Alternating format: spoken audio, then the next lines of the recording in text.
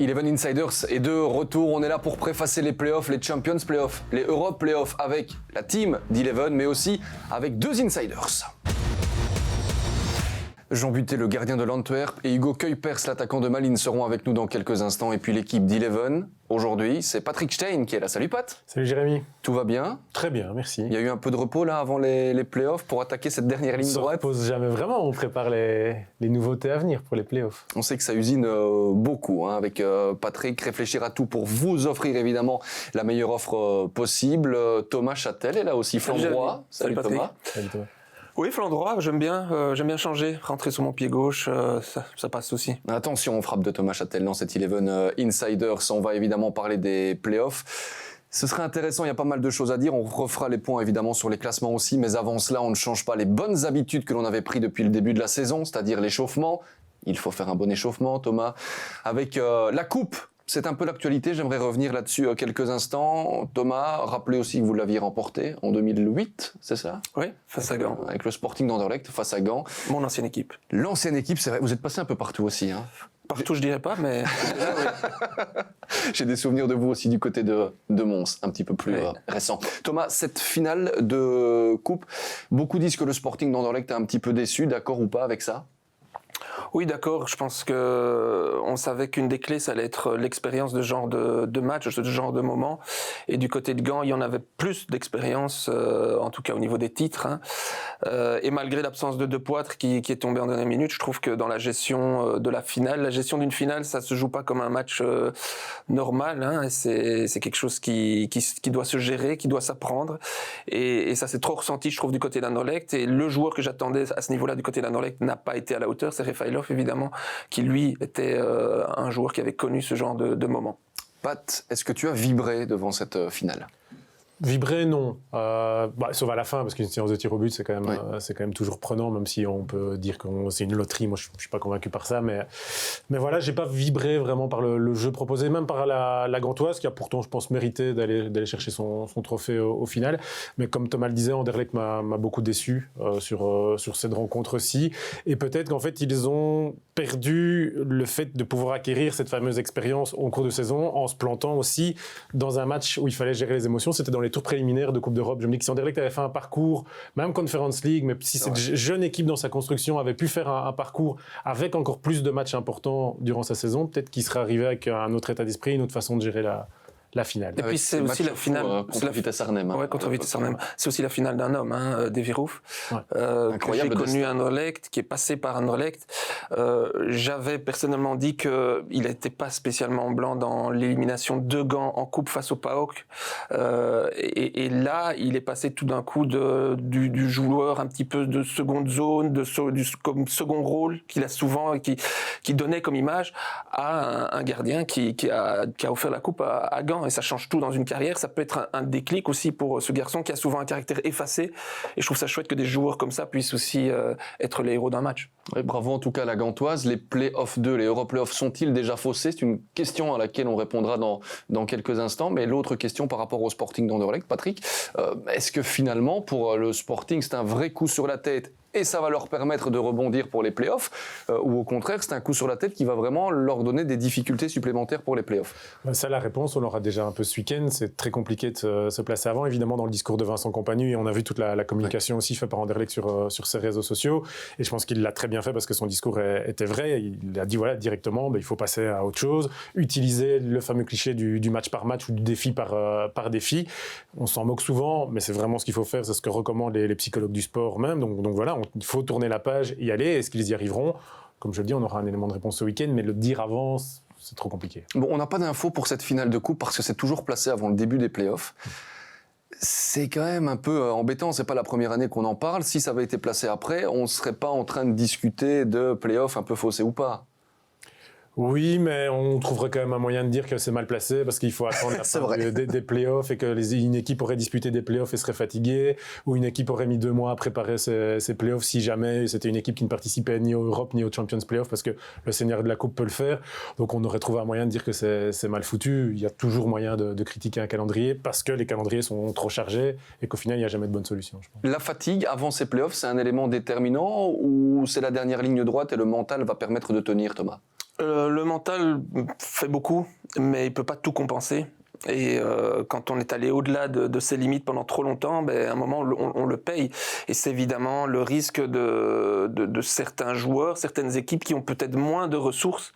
Et là, c'est vrai qu'on peut se dire que Bruges est pas mal placé avec le noyau qu'ils ont, la façon dont ils ont pu aussi plus tourner sans doute. Mais voilà, il y aura d'autres facteurs qui entreront en compte. Jean But et Hugo Kuipers vont nous rejoindre dans quelques instants. On continue l'échauffement avec un autre fait d'actu, c'est le Standard qui est donc officiellement sous pavillon américain. Ça a été signé de manière officielle cette semaine et les premiers choix n'ont pas tardé. C'était un peu dans l'air quand même. Lucas Elsner n'est plus l'entraîneur. Est-ce une surprise ? Pas vraiment. Thomas, une réaction par rapport à ce qui se passe déjà du côté du Standard. On parle déjà aussi de Nicolas Storm, justement de Malines. Mais par contre, il n'y a pas encore de directeur financier, de directeur technique. Voilà. Ouais, c'est ce qui fait toujours un petit peu peur, c'est qu'on fasse les choses dans le désordre. Et ici, on a bien compris qu'il voulait vite marquer une rupture, sans même avoir décidé de qui serait le patron sportif de ce club. Je trouve ça toujours dommage. Parce que voilà, je trouve qu'il y avait aussi un bilan à faire, même si certains l'ont déjà fait pour les dirigeants du Standard et qui pourrait être en effet vite fait sur un bilan comptable. Mais je trouve que ça aurait quand même valu la peine que le futur patron sportif de ce club puisse faire le bilan aussi de Elsner et de peser le pour et le contre de continuer ou pas avec lui. Pat, les choses à l'envers, qu'est-ce que cette situation t'inspire là pour l'instant ? Oui, très surpris, non pas par la décision, qui pouvait se comprendre vu le bilan en effet en termes de points de Elsner, mais le timing, ça de fait je le comprends pas, je rejoins tout à fait Thomas. Même dans la transmission d'informations, maintenant on a viré un coach, mais si on l'avait gardé, nommé un directeur sportif, échanger un peu, voir si ça match, récolter des informations sur son noyau, qui a fait quoi, comment.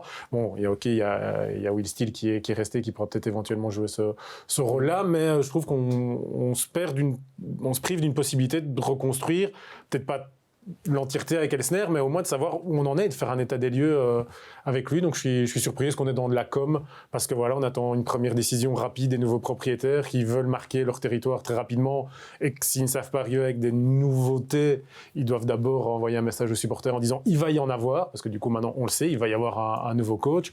Voilà, je pense que ça fait partie certainement d'un élément de La grande difficulté pour cette reprise, c'est qu'ils n'ont pas le temps. Là où, par exemple, si on prend l'exemple de l'Union ou HL qui ont été aussi repris, ils étaient en D1B, on a le temps, on est dans l'ombre, on peut faire des choses, faire des petites erreurs, tester. Ici, il n'y aura pas ce temps-là parce que c'est tellement un club qui est en vitrine et tellement un haut niveau qu'on ne peut pas se permettre de se planter. C'est ça la grosse difficulté pour les repreneurs. On va regarder nos téléphones évidemment parce que ça peut aller très vite. Il y a des nouvelles qui pourraient encore tomber évidemment aujourd'hui, vu comme c'est parti du côté du Standard où les joueurs terminent les entraînements avant d'être en vacances. Voilà pour cet échauffement. On entre dans le cœur du sujet. Honneur aux Champions Playoff. Honneur à la course pour le titre.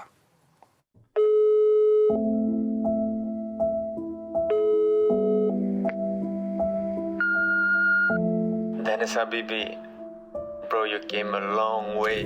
Look, the last couple of years, the evolution you made. Hey Maske, het is hier met de mama hier. Er komen een paar belangrijke wedstrijden aan.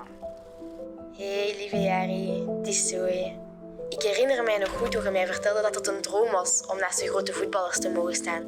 Hey Raja, het is hier met Youssef van ons kapsalon. Ik wil je graag bedanken dat ik deel mag uitmaken van jouw team. Just before you sail away to the seaside of Brighton, it's your time to shine, Habibi. So let's get it, man. Je weet het wel, maar ik zeg het nog maar eens. Wij zijn fier op je.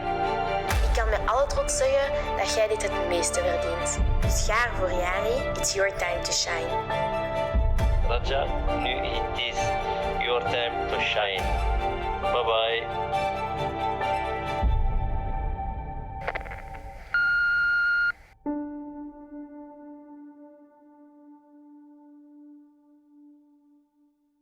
C'est le moment de briller, bravo à toute l'équipe marketing, aux jeunes talents qu'il y a chez Eleven Sport parce que franchement ça donne déjà des frissons, les playoffs n'ont même pas encore commencé, on a déjà envie que ça débute, donc c'est des beaux clips, il y en aura encore un très chouette tout à l'heure. Il paraît que Jean Butet est là, ce serait magnifique. Jean, Es-tu là? Je suis bien là. Il est là, Bonjour à tous. Dans une salle de cinéma. Salut Jean. Yes, la petite salle de cinéma du club. Il y a eu vidéo là pour préparer le match contre Bruges? Non, pas encore, c'est demain. Bon, comment ça se passe justement du côté de l'Antwerp? Ça fait une bonne dizaine de jours de repos là, non? Ouais, ça fait un petit moment déjà qu'on n'a pas joué après notre dernier match de la phase classique. Donc, ouais, ça fait du bien aussi un week-end off de temps en temps pour recharger un peu les batteries, voir un peu la famille, les amis et puis ouais, voilà, attaquer les playoffs pleinement concentrés et avec le maximum d'énergie. Tu as regardé la coupe, la finale? Non, je n'ai même pas regardé. Non, je voulais switcher complètement au football et non, j'ai vu quelques résumés, mais j'ai même pas regardé. Non. Alors, vous ne le savez peut-être pas, mais Jean Buttet a remporté la coupe. La coupe de paddle, ça s'invente pas. Et on a la photo, regardez, avec son partenaire Dorian de Soleil. Mais c'est bien, vous avez vraiment coupé, Jean. Vous me disiez que vous étiez quand même assez doué. Bah, visiblement, vous êtes le meilleur du club, là. Ouais, c'est vrai, on a un beau duo avec Dorian. Une belle finale face à Radja et Davor Mathias, troisième gardien. Donc ouais, on n'a pas perdu un match. On était sur un beau duo, une belle compréhension chacun. On se connaissait pas avant le match, mais avant le tournoi, mais ça a bien fonctionné. Et, non, c'était un bon moyen de faire une activité hors foot en équipe et voilà, c'était franchement chouette. Ça peut être intéressant pour les playoffs, hein, la bonne communication entre le gardien Jean Buttet et son défenseur Dorian de Soleil. On verra dans les prochains matchs si ça a un effet. Jean, vous restez bien sûr avec nous. On va parler de ces playoffs. On va débuter avec le classement pour avoir une idée bien claire. L'Union est bien sûr en tête. Les 3 points finalement sur tapis vert sont tombés, ça fait plus 3 sur le club de Bruges, ça fait plus 7 sur Anderlecht et l'Antwerp. Messieurs, ma question elle est simple, est-ce que ces 4 équipes-là peuvent encore jouer le titre? Sous question en fait, est-ce qu'Anderlecht et l'Antwerp qui sont à 7 points, vous les voyez peut-être aller chercher le titre? Pat? Aujourd'hui, oui. Lundi... peut-être plus. Peut-être plus. Je pense qu'elles abattent déjà des cartes très importantes ce week-end, Anderlecht et l'Antwerp. Aujourd'hui, non. Lundi, peut-être. Jean, du côté de l'Antwerp, alors j'imagine évidemment que le discours, c'est de jouer chaque match et de voir où on va arriver, mais on sait que vous n'avez pas non plus la langue dans la poche, que vous êtes réaliste. C'est aussi pour ça qu'on aime bien vous avoir dans cette émission. L'objectif, là, clairement, c'est lequel? Est-ce que 7 points, c'est déjà trop par rapport à l'Union? En fait, on a eu une réunion ce matin... Voilà, concernant les objectifs, on en a aussi parlé la semaine dernière pendant notre semaine un peu plus calme. Et en fait, pour nous, je pense que le match le plus important, au final, il va être ce dimanche et va dépendre du reste de nos playoffs. Si on fait un résultat à Bruges, comme vous l'avez dit, lundi, on peut toujours y croire, comme regarder pour la 3 et 4 si on perd à Bruges. Donc au final, tout dépendra de ce match de dimanche. C'est comme une finale pour nous. Certes, on peut parler de 6 finales, mais je pense que la plus importante, elle peut déjà être pour nous dimanche. Donc ouais, je pense que tout est dit maintenant. Voilà, c'est à nous de faire ce qu'il faut dimanche sur le terrain. Et puis ça commence déjà en ce moment à l'entraînement. Donc voilà, on prépare comme il faut ce match. Ouais. On sait que vous avez une fameuse direction du côté de l'Antwerp avec beaucoup d'ambition aussi. Le minimum qui est sorti de cette réunion, c'est quoi? C'est d'aller viser quand même peut-être la 2e place. Oui, il y a ce premier match, on a compris, ça va influencer la suite. Mais on connaît les ambitions de votre direction, Jean. Ils ont dû dire quelque chose, ils ont dû vous stimuler. Il y a une carotte pour faire avancer l'âne, non? Non, même pas. On est entre coach, staff et joueurs et c'est tout. On sait que voilà... on veut être champion et c'est l'envie de chaque joueur, du président, du directeur sportif, de notre staff et des joueurs. Mais voilà, faut être réaliste. C'est 7 points qui nous séparent entre l'Union et nous actuellement. Donc c'est pas une mince affaire. Maintenant, voilà, c'est franchement une phase bateau du foot, mais ce sera match après match et commencer par dimanche. Ouais. Ouais, peut-être encore plus dans ces playoffs. Il y a 18 points à prendre, 7 de retard. On va parler un petit peu de l'Union qui est partie s'oxygéner du côté de l'Espagne. Apparemment, les retours qu'on a, c'est que c'était super bien. Les terrains n'ont jamais été aussi bons. Felice Mazou était ravi. Messieurs, l'Union, est vraiment la proie que tout le monde chasse. Est-ce qu'ils vont parvenir à tenir là aussi? Vous me direz, lundi, on y verra un peu plus clair, mais j'aimerais bien qu'on se positionne déjà un petit peu plus maintenant.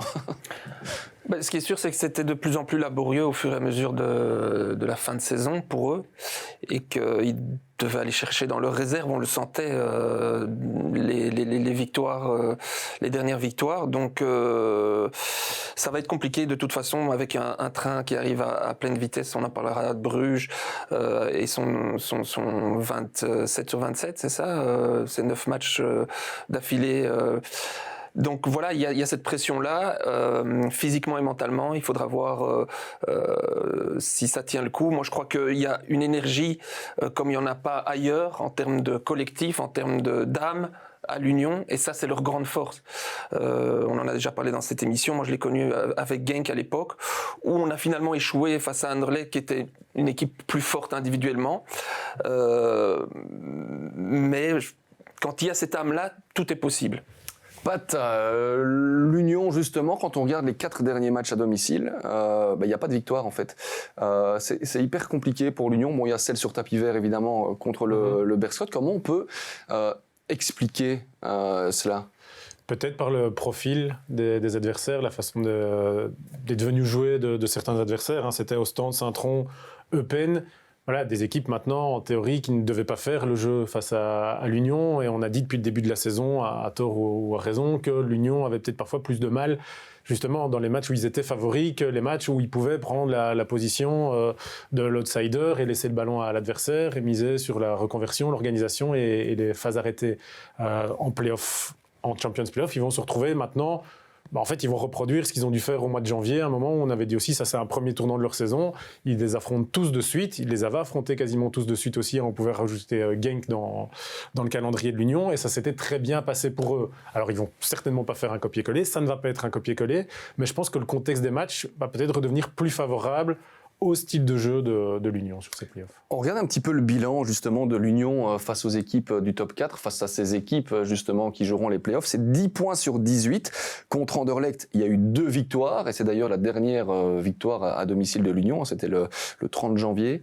Le bilan contre Bruges, une défaite, un nul, on se souvient des circonstances, la défaite, ils n'auraient pas mérité de perdre, le nul, ils auraient mérité de gagner, et puis contre l'Antwerp, ça va intéresser Jean qui est toujours avec nous, une défaite du côté du stade Marienne et une victoire pour l'Union. C'était une masterclass, ça vraiment de l'Union. Vous avez appris, Jean, vous avez encore reparlé de ce match où vous avez vraiment été, excusez de l'expression, mais baladé à la maison contre les Saint-Gillois. Ouais, on n'en a pas trop reparlé. Après ça, je pense que c'était une belle performance de l'Union et il y avait encore pas mal de matchs à jouer avant la fin de la phase régulière. Donc, on n'est pas revenu sur ce match encore. On va y revenir pour préparer cette équipe. Mais c'est vrai que là-bas aussi, on mérite pas forcément de gagner. Et on gagne 2-1 chez eux. Donc, au final, c'est 2 performances qui pour moi sont révélatrices aussi de la force de l'Union et de la qualité de ce groupe. Donc c'est vrai que cette double confrontation va être intéressante et je pense qu'on devra apprendre à analyser de ce qu'on a fait durant la phase classique et s'adapter face à une équipe qui fait pas forcément le jeu et peut-être changer pourquoi pas de style de jeu chez nous. Dans un instant, les questions de la Team 11 pour l'Insider. Avant cela, Jean, un petit prono pour justement ce match entre l'Union et Anderlecht. Tu vois qui, là, dans ce match-là, émerger? Je vois quand même l'Union l'emporter. Allez, c'est noté. On verra évidemment si c'est juste ou non lundi. Du coup, ce sera un jour important, lundi. Oui, c'est vrai. Mais tu parlais de ce match que je commentais, l'Antwerp-Union, qui était pour moi un des matchs références de cette union-là. Mais ça a montré aussi à quel point l'Antwerp a rarement maîtrisé son sujet, en fait. cette saison. C'est aussi le pendant de ce match et c'est bon voilà ils ont eu le mérite dans le réalisme d'être présents, mais c'est vrai que dans la maîtrise de son sujet ça a été beaucoup plus compliqué. 7 points sur 9, on le rappelle, face à ces équipes des playoffs pour l'Union en déplacement. Pat, est-ce qu'il y a une petite question qui traîne là pour Jean Buttet? C'est le moment, il est là avant de partir, son film va bientôt commencer. Allez, écoutez Jean, moi je pense que tu es l'homme de la saison du côté de l'Antwerp, tout simplement. Mais est-ce que c'est normal pour un club comme l'Antwerp que son homme de la saison soit son gardien de but? Ouais, c'est pas pas une question évidente. Je te remercie pour les compliments. Après, c'est sûr que c'est pas forcément révélateur d'une bonne saison chez nous. On a Michael Frey qui fait une très bonne saison aussi, qui pourrait être l'homme de la saison. Donc, je pense que c'est sûr qu'on a, par rapport au début de saison, bien évolué. On a quand même eu un effectif qui a énormément changé et ça a dû aussi jouer dans tout ça, dans le fait de concéder beaucoup plus d'occasions, un système qui n'était pas forcément en place dès le début et des joueurs qui se sont peut-être un peu cherchés aussi tout au long de la saison. Donc on espère que ces playoffs vont nous permettre de tous être à un niveau auquel le président attend et auquel les supporters ont les attentes, et j'espère qu'on pourra tous avoir notre plus haut niveau pendant ces playoffs et pour pouvoir se rivaliser avec tout le monde et puis des dimanches contre Bruges. Ouais. Bon, en attendant, il y a un impact direct, Jean. Tu as beaucoup de boulot, on a beaucoup parlé de toi. Patrick n'est pas le seul, en tout cas, à penser que tu es l'homme de la saison. Transfermarkt, boum, la cote, 4 millions d'euros pour l'instant, ta valeur marchande. Tu auras bientôt 27 ans. Petite question, tu es au sommet de ta carrière. Tu te sens là au sommet de ta carrière ou pas? Ou tu peux encore aller plus loin?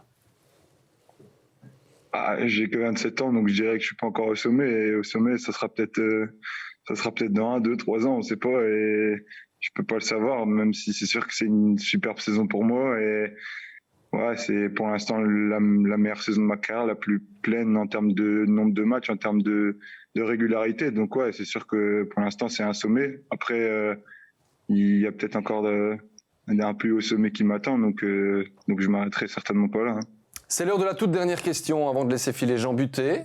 Thomas. Ouais, Jean, dans ce contexte où on constate qu'il y a quand même peu de sérénité autour du club, on a parlé de la direction, de l'arrivée d'Overmars, du président. À quel point a manqué un garçon comme Faris Haroun cette année, qui, on le sait, a eu des soucis physiques et qui est un leader emblématique dans le club et dans cette équipe?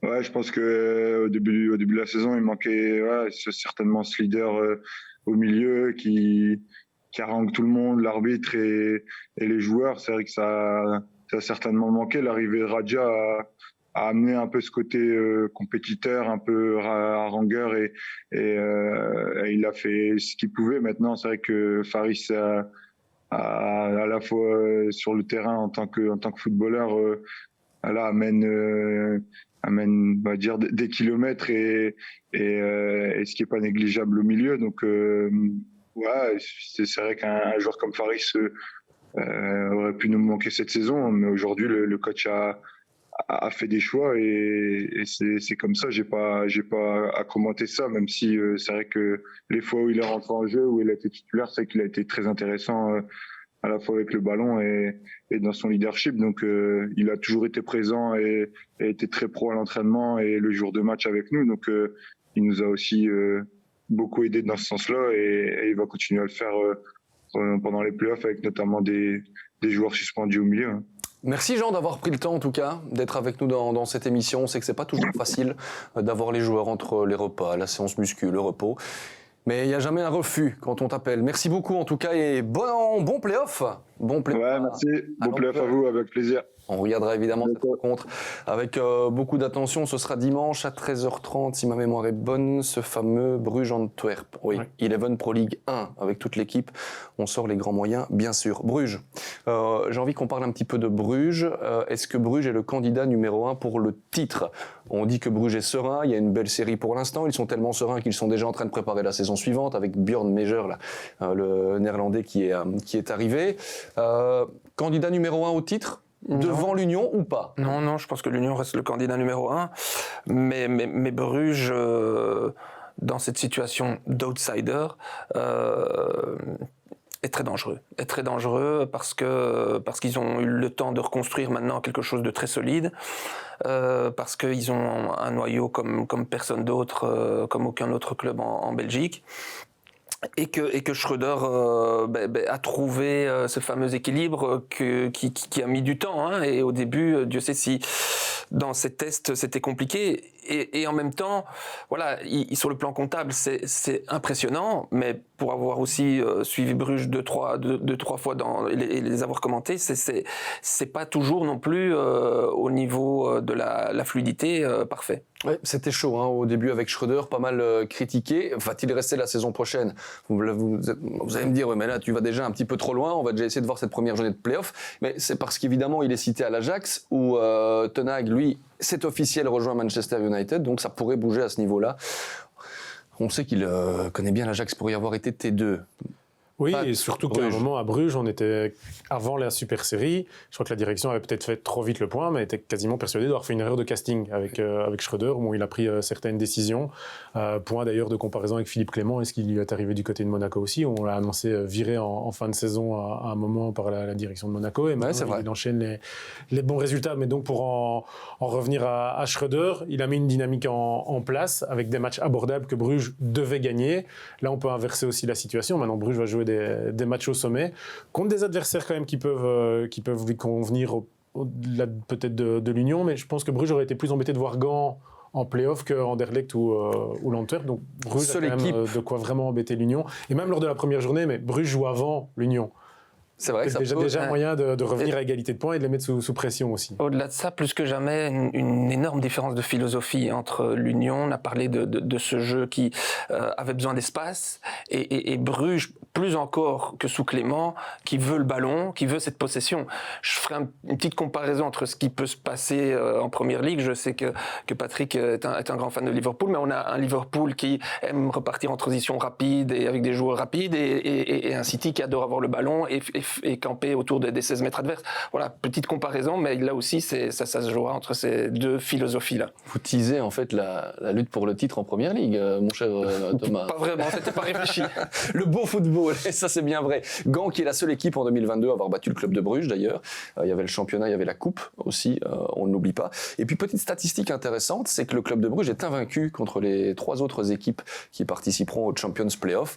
Et c'est un adjudant mental qui pourrait peut-être avoir là aussi son importance, en attendant de voir ce qu'il adviendra de ce bon Alfred Schröder. Le Sporting d'Anderlecht, on en parlait tout à l'heure, coup de fouet ou pas cette défaite en coupe. Je ne sais plus Thomas si vous étiez épanché sur cette question. Je pense que Pat y avait répondu par rapport à Anderlecht. Est-ce que justement cette défaite pourrait les remobiliser ou vous avez été joueur, ça pourrait être difficile de s'en remettre? Je crois qu'elle sera moins un coup de bambou sur la tête que ça n'aurait été un coup de boost s'il l'avait remporté. Voilà, je pense vraiment que le coup de boost aurait été pour le coup très très important, à mon avis.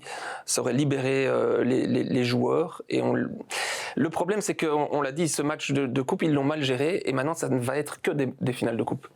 Plus de pression, du coup. Ça ne donne pas des bons signaux, à la fois pour eux, mais pour leurs adversaires. Parce que la saison aurait pu être réussie avec une victoire. Il faut oublier leurs 45 premières minutes à Courtrai, qui était déjà une finale à distance. Et il ne faut pas oublier aussi, parce qu'on l'a pas encore dit, que la victoire de Gand, ça entraîne un enjeu encore supplémentaire dans ce Champions Playoff, c'est que toutes les équipes ne sont pas forcément qualifiées pour la Coupe d'Europe. Les 4e, c'est un barrage qui les attend encore. Donc encore un match à enjeu, coup près qui se jouera sur une rencontre. Donc il y a moins de filet de sécurité comme en comparaison avec l'année dernière, où on savait bien que les 4 équipes des Champions Playoffs avaient déjà leur ticket européen garanti. Ce ne sera pas le cas. En tout cas, là, aussi bien pour la finale de coupe, ils n'avaient pas de précédent, ou la plupart. Là, ils ont la saison passée, où ils se sont un petit peu plantés pour construire quelque chose maintenant de plus fort. On verra ce que ça donnera. Naturellement, on aura hâte. C'est à 18h30 dimanche, ce match entre l'Union et le Sporting d'Anderlecht. Petit classement préparé avec toute l'équipe et avec Thomas van der Linden qui usine pour se rendre compte que voici les points pris par les équipes des Champions Playoffs face aux équipes des Champions Playoffs. L'Union, le club de Bruges avec 10 sur 18. L'Antwerp est à 7, Anderlecht est à 5. C'est là aussi... C'est un peu pour ça que je voulais vous diffuser ce classement-là maintenant. Anderlecht contre les équipes du top 4. Une seule victoire. Hein. Va falloir essayer de changer cette dynamique-là. Ça va être compliqué. Compliqué ? Vous les voyez terminer où et faire quelle série ? J'entendais compliqué, pas simple. Oui, pas simple, et surtout parce que des joueurs blessés, des joueurs fatigués aussi. Chimero, Gomez, ça siffle encore visiblement au niveau des muscles. Donc c'est peut-être l'équipe qui va arriver avec le plus de joueurs blessés sur ces playoffs. Ouais. Et finalement, là où j'ai été le plus déçu dans cette finale, et ils doivent une belle revanche pour ces playoffs, c'est le duo d'attaquants dont on attend énormément dans ce 4-4-2, qui est complémentaire, qu'on a connu complémentaire durant la phase classique. Et là, ils n'ont pas pesé du tout sur cette finale. Et ça va dépendre aussi de ces deux-là. Allez, on verra pour cette Champions Playoff. Dans un instant, on parle Europe Playoff avec Hugo Kuipers. Juste encore vous parler de l'Antwerp pour vous dire qu'il y avait un bon petit papier là dans la DH du jour par rapport au G5. C'est vrai que l'Antwerp va intégrer le G5 à l'issue de cette saison et va éjecter d'une certaine manière aussi le Standard. Ça peut avoir des conséquences assez importantes. La DH en parlait ce matin, près de 4 millions de différences parce qu'il y a des droits commerciaux, il y a des droits télé là-dedans notamment. Puis il y a plus de pouvoir quand vous devez prendre des décisions par rapport aux autres clubs de la Ligue. Donc voilà, ça c'est un changement dont on commence à parler, mais le Standard, ça confirme aussi que ces dernières saisons sont un petit peu plus compliquées, puisque pour intégrer le G5, on prend les résultats des 5 dernières saisons, si ma mémoire est bonne. Voilà pour ce petit trait d'actu. On passe aux Europe Playoffs, et là aussi, on a un chouette petit clip à vous proposer. Regardez tout ça.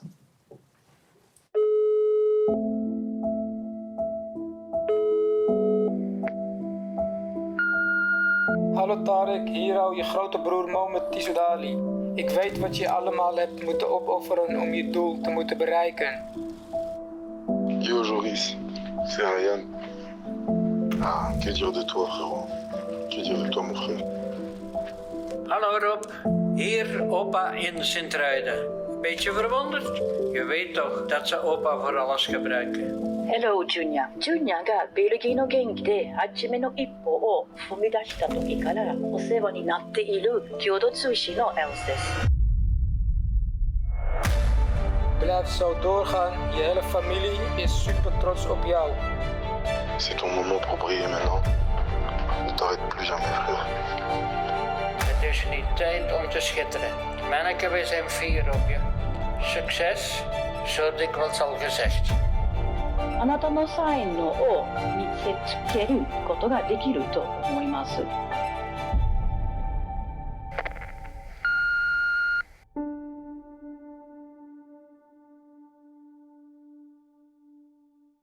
On ne le répétera jamais assez, franchement, grande qualité là dans cette production. Bravo à tous ceux qui ont œuvré pour que cela soit possible. Et tip top, Hugo Kuipers est là. C'est pas vrai, mais quel timing. Bonjour. Salut Hugo, tu vas bien? Bonjour. Oui, ça va et vous?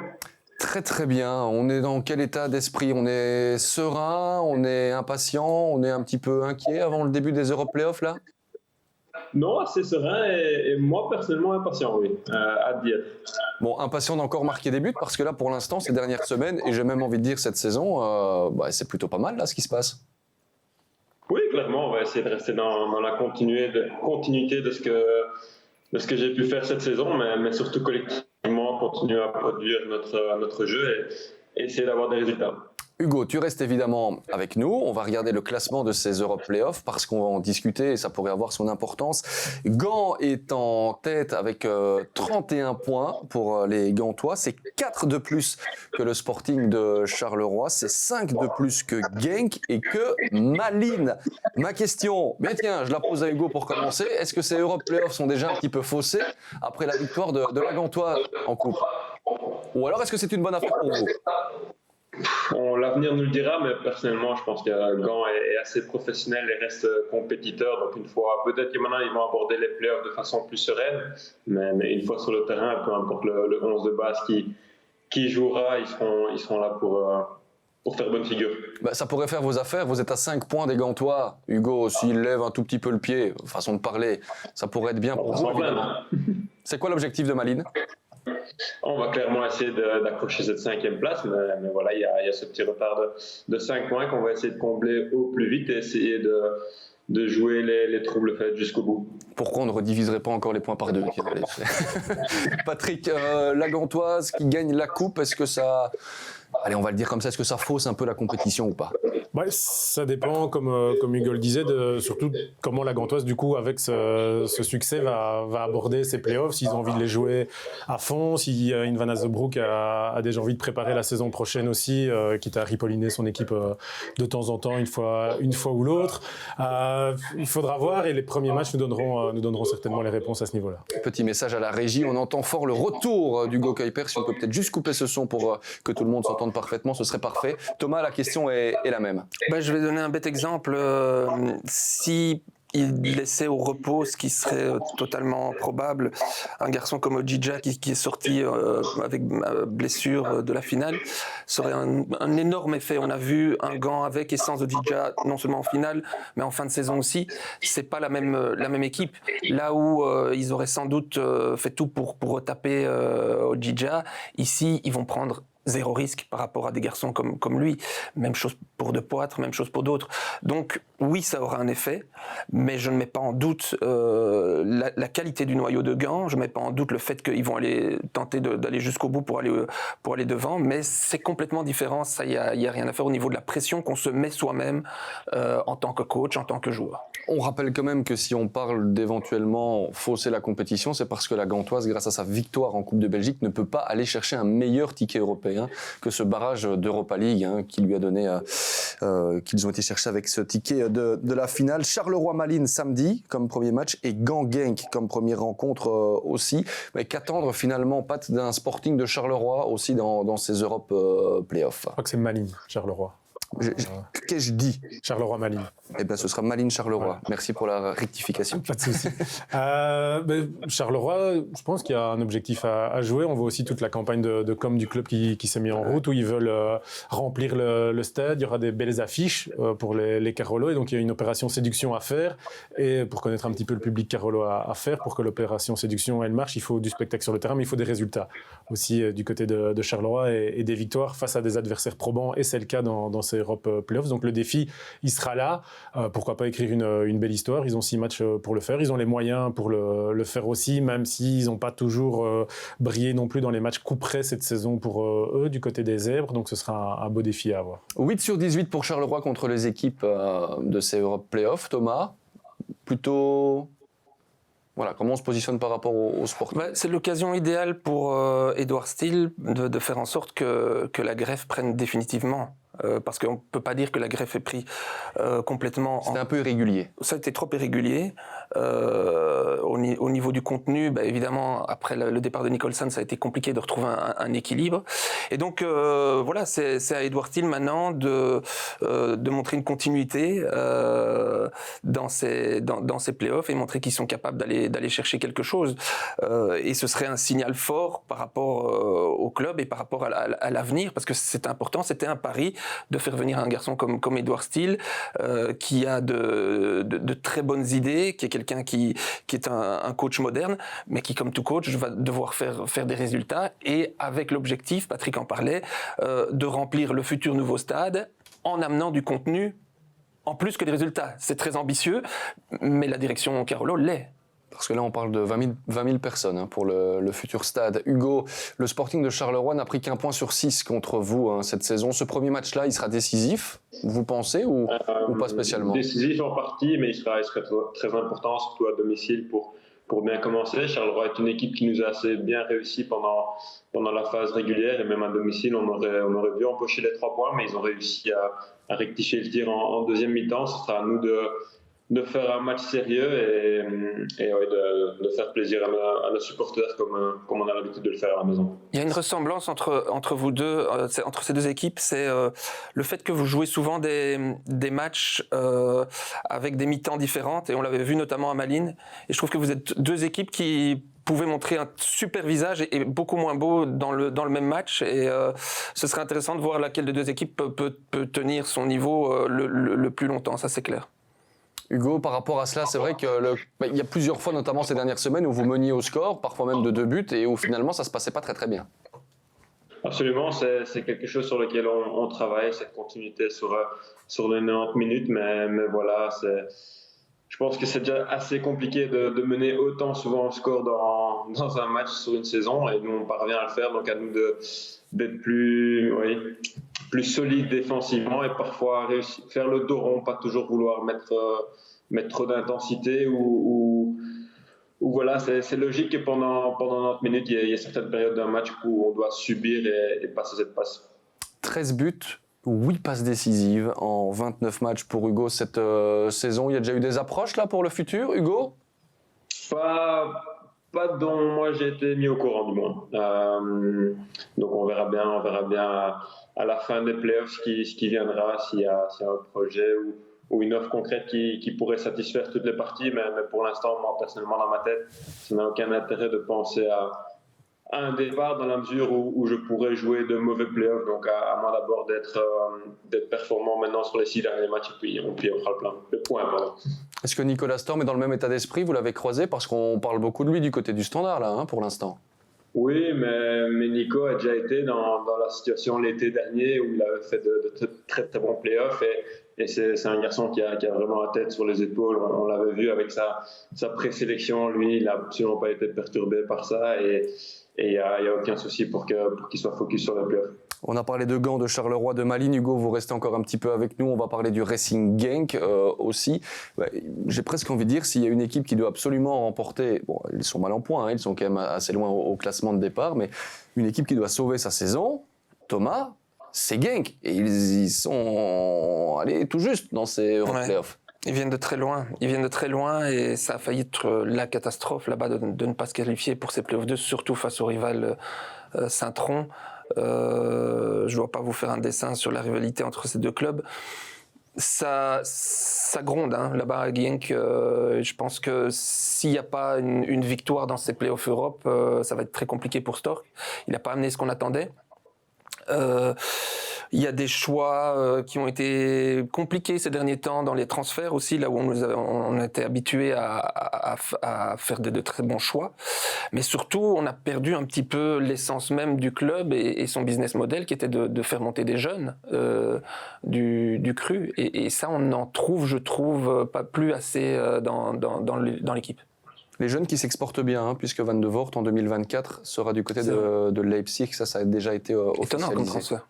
Oui, c'est pas pour tout de suite, en plus. Non seulement c'est pas pour tout de suite, mais voilà, je trouvais que c'était compliqué pour lui, ses débuts, et donc Leipzig, c'est quand même tout de suite le top de la Bundesliga. On l'a quand même vendu comme le futur Thibaut Courtois, il y a quelques années, Martin Van de Voort. Ce qui aide à le vendre aussi peut-être certainement, à l'extérieur. Ouais. Bon, par rapport à Genk, ils n'ont pas le droit à l'erreur. Le bilan face aux équipes des Europe Playoffs, c'est 7 points sur 18. Est-ce qu'on y croit ou pas pour Genk? Parce qu'il y a des raisons d'y croire. Oui, parce qu'il y a du talent dans cette équipe, mais je serais quand même curieux de voir l'état d'esprit, tout simplement, de cette équipe, comme Thomas le disait, qui va être sous pression pour jouer quand même ce qui est pour eux un lot de consolation. c'est pas des éléments très positifs justement, alors quand Malines est sur une excellente dynamique, à sa place, content d'être là, public enthousiaste, groupe enthousiaste à l'image de Hugo. Charleroi, on l'a dit aussi, il y a la volonté de bien faire, de séduire, c'est tous des mots de dynamique positive, alors que Genk, on emploie les mots pression et sauver la saison, et c'est exactement leur cas. Donc il faudra voir s'il y a un premier accro dès le premier match, comment le groupe va réagir. On a vu que le groupe était quand même un peu instable aussi à ce niveau-là cette saison, donc je serais curieux de voir ce que ça va donner. Premier match à Gand, Genk qui a sauvé sa saison grâce à ses U21 champions et qui vont donc, c'est important de le préciser, jouer en division 1B la saison prochaine avec Anderlecht, avec plus que probablement, on s'est fait à 99% pour le club de Bruges et c'est quasiment fait aussi pour le Standard. Donc voilà, c'est une info importante puisque ça va modifier notre vie à partir de la saison prochaine, nous aussi.